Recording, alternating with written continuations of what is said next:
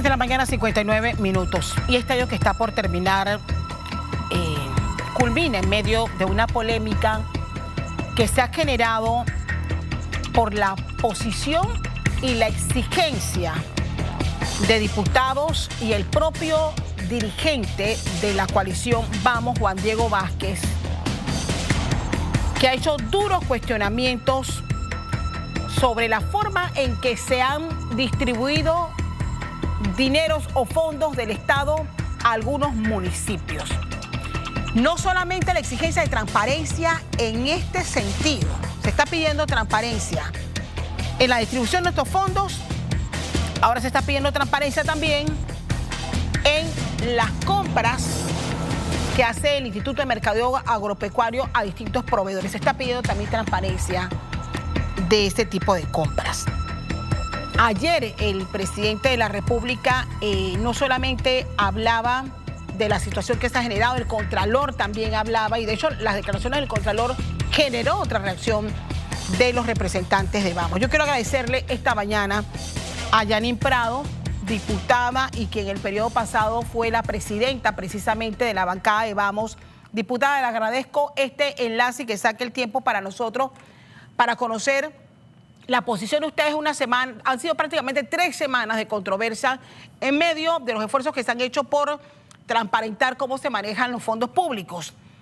Sí quisiéramos conocer su posición en este momento y también sus reacciones ante las declaraciones últimas que ha dado el Contralor General de la República. Buenos días, Castalia. Siempre a la orden y sobre todo para poder hablar con transparencia de cara a la ciudadanía, que es lo importante. Yo creo que aquí se dan una serie de situaciones que si las manejamos en la cronología del tiempo podemos ver cómo hay incongruencias muchas veces entre lo que se habla y después lo que se hace. Y yo creo que ahí es donde tenemos que entrar. Mira, si nos vamos directamente con las declaraciones el día de ayer, por ejemplo, en primer lugar, lo que nosotros estamos haciendo es ejercer uno de los roles que tenemos como diputados de la República, que es ese rol fiscalizador. Yo no entiendo por qué el Contralor sale a hablar de que aquí no hay escándalos y que los buscamos debajo de las piedras. Eso no iría con nosotros directamente, porque si nos vamos entonces al inicio de esta etapa del descubrimiento de irregularidades con la descentralización 2.0 así bautizada, podemos ver cómo si no es por este ejercicio que nosotros venimos haciendo, y recuerdo, desde hace más de un año que enviamos la primera nota al ministro de Economía y Finanzas, entonces no tuviéramos la información, la ciudadanía no conocería de primera mano que aquí se han transferido fondos a unas alcaldías y a otras no, a unos municipios y a otros no. ¿Bajo qué criterio? Se desconoce. Recordemos que el ministro señaló incluso que él desconocía que se hubieran hecho estas transferencias, pero al sol de hoy no sabemos tampoco, entonces, quién tomó la decisión de qué montos, a qué municipios y bajo qué criterios. Y también hay ahí el refrendo del ex Contralor Solís, que por cierto, si hablamos de todo un poco, señor Contralor Bolo Flores, no hemos visto nada referente a la anterior administración, bastante señalada del ex Contralor, pero también hay refrendos del actual Contralor. Y yo quiero recordar algo. La figura de Contralor de la República no es un mero actor político en nuestro país. Se supone que esa es una figura de completo arbitraje de cara a la ciudadanía. Es para generar esa confianza en la ciudadanía, para que su rol fiscalizador sea por igual e imparcial, tanto para la parte que tiene que ver como con el Ejecutivo, como con cualquier otro aspecto que él tenga bien fiscalizar. ¿Usted considera que el Contralor no ha sido imparcial en la forma que está ejecutando su rol de fiscalización? Mira, considero que no, porque si no, definitivamente tendría que haber empezado. Si vamos al tema de las auditorías, en primer lugar me pareció muy irresponsable salir diciendo con un papel en mano que tenía un listado de quienes debían rendir cuentas y no lo habían hecho. Cuando vamos a ver, señalaba además directamente a la bancada independiente, vamos como que la mayoría de ese listado pertenecían ahí. La realidad, lo vimos con hechos y con documentación. Ahí solamente de la bancada independiente 2 diputados habían solicitado prórroga y en ese momento ya habían cumplido con la presentación de la documentación. Es más, después el Contralor todavía señalaba que no se habían entregado en tiempo oportuno y se les demostró con el sello de la entrada en la Contraloría que sí se habían presentado a tiempo. Además, está hablando de rendición de cuentas de quienes, en caso de algunos municipios, por ejemplo, de libre postulación, que no han entregado informe, pero sí no han utilizado nada. El utilizado es 0 en sus cuentas del subsidio postelectoral, que eso también es algo que hay que aclarar. Hablamos de rendición de cuentas, pero especifique que es del subsidio postelectoral. Si nos vamos ahí, recordemos que el 7% pertenece a libre postulación y se señala directamente con nombre porque te lo entregan a cada uno de los candidatos por esta fórmula, por libre postulación. Pero ¿qué pasa con el 93% del resto de los fondos? Yo no he visto señalar al señor Contralor si ha hecho o no una auditoría real y exhaustiva de cada uno de los fondos repartidos a los partidos políticos. Y si me voy más allá, ¿dónde quedó su rol fiscalizador con los refrendos, por ejemplo, de los fondos que fueron transferidos a los municipios?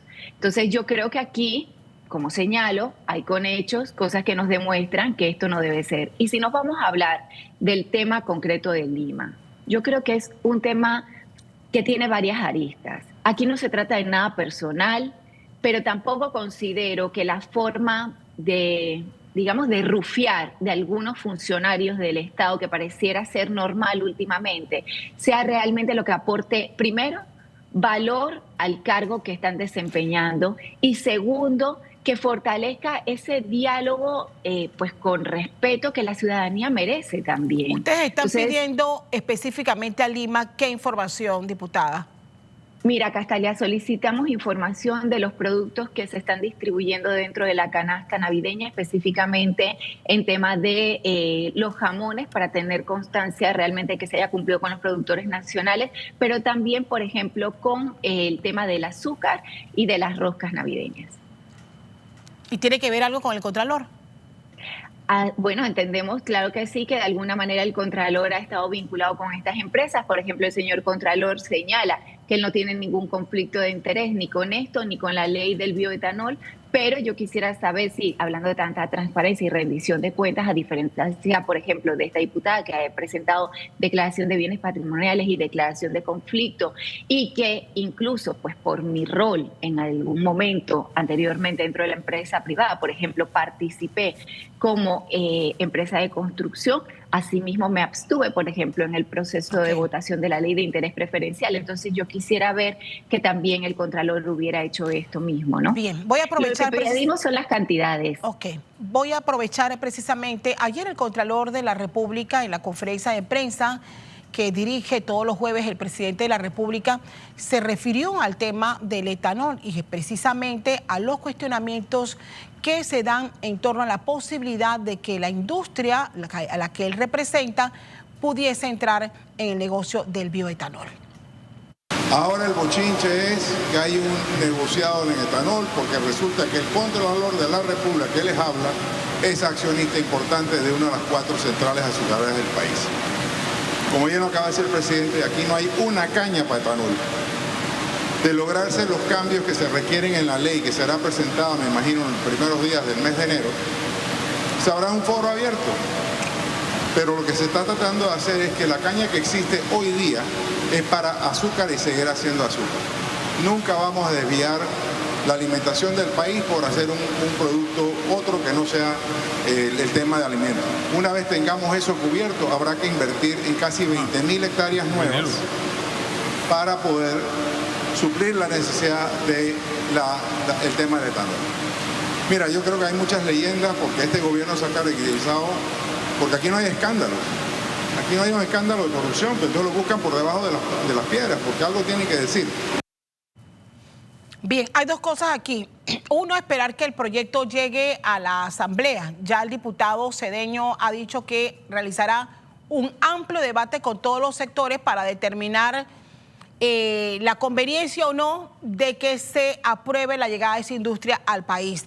Pero por otra parte está otro tema que ha sido muy debatido en las últimas semanas, diputada, y que tiene que ver con las reglas precisas que establecen el conflicto de interés en el país.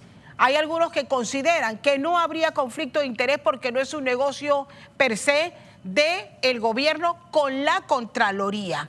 ¿Cómo ven ustedes este tema que genera tantas interrogantes?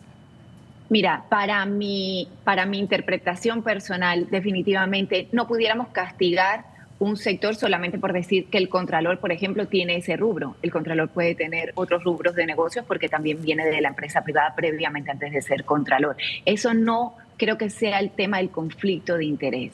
Pero cuando tú ves a un contralor de la República viajando en el anterior viaje a Brasil con el presidente de la República para ver ya este tema de antemano. Y es que están hablando ahorita de lo que se presenta en enero, pero también me queda la gran interrogante, porque en el mes de octubre el ministro Orillac presentó en la Asamblea Nacional el proyecto de ley que tiene que ver con bioetanol. Entonces, estoy entendiendo que ahora sí van a presentar propuestas de modificación en enero para que toda persona pueda entonces producir y también importar, porque son dos cosas importantes. Y el Contralor también hablaba de generación de empleo, pero recordemos que en el tema de la caña normalmente son trabajadores estacionales. Entonces yo quisiera ver también si hay algún tipo de vinculación con el hecho de que, por ejemplo, los productores de arroz en nuestro país de una manera abrupta han visto cercenado el tema de la compensación y se ven abocados a que el Ministerio de Desarrollo Agropecuario tampoco está estableciendo políticas públicas para hacerlo realmente competitivo y frenar las importaciones de arroz a nuestro país. ¿Qué quiere decir eso? Cada vez son más tierras que quedan sin producción, por ejemplo, de este rubro importante, porque es uno de los alimentos que más se consume en Panamá, que pudieran estar entonces siendo utilizadas a futuro para ser alquiladas, por ejemplo, por los ingenios cercanos para poder seguir produciendo mayor cantidad de caña. Entonces yo creo que si queremos transparencia en este tema donde pareciera haber conflicto, el Contralor debería mantenerse pues lo más aislado posible del tema y no tan involucrado con él mismo. Bien, finalmente ayer el presidente de la República también anunció que se preparan para llevar a la Asamblea reformas a la ley de contrataciones públicas también fuertemente cuestionadas. ¿Cómo lo ven ustedes y cómo se preparan para ese debate? Mira, eso es algo que hemos conversado en diferentes ocasiones con el director de GCP porque es sumamente importante presentarlas. Creo que además el presidente de la República en eso entonces nos da un pedacito de la razón de lo que hemos señalado muchas veces, que es necesaria esa lucha contra la corrupción y sí son necesarias leyes, porque esa a la final es una reforma a una ley que ayer mismo, en palabras del presidente, señalaba que propicia la corrupción. Entonces, estamos esperando, teníamos entendido, como señaló por el propio director de Contrataciones Públicas, que lo estarían presentando en gabinete posterior al recorrido de haberlo consensuado con otras instituciones. Sin embargo, nosotros no hemos recibido tan siquiera un borrador de la misma y en ese momento es importante que si bien nosotros como diputados, pero también la ciudadanía esté muy pendiente, porque es ahí donde tenemos grandes problemas, tanto con los casos de corrupción, pero sobre todo con lo dilatado del proceso, especialmente en algunas obras que han quedado inconclusas por años y años a través de los últimos gobiernos. Diputada Yanin Prado, le agradecemos muchísimo este enlace para conocer sus impresiones de este tema, transparencia y rendición de cuentas, bueno, terminando un año en el que se cierra con muchas expectativas por las modificaciones que las normas actuales deben sufrir a partir del próximo año. Gracias por el tiempo también y los espacios ofrecidos a lo largo de este año que está por terminar. Gracias a ustedes por la oportunidad siempre y felices fiestas para todos.